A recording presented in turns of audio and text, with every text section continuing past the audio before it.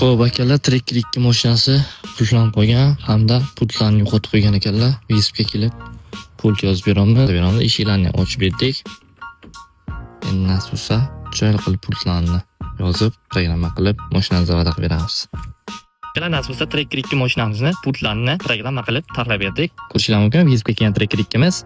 Bunga mana shu ko'rinishdagi chiroyli pultimizni yozib taxlab berdik. Ishlashlarini ko'rishingiz mumkin.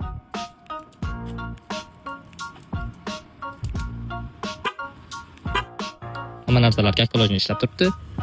Lekin juda ham zo'r funksiyasi, hatto bagajlarni ham ochadi. O'zini zavodskiga bagajlarni ochmaydi. Ko'rishingiz mumkin, mana bagaj ochadigan knopkalarni bosadigan bo'lsak, bagajlarimizni ham ochib beradi. Bagajimiz ochildi. Zavod qilishlari, keyin tabloga znachoklari qolmaydi.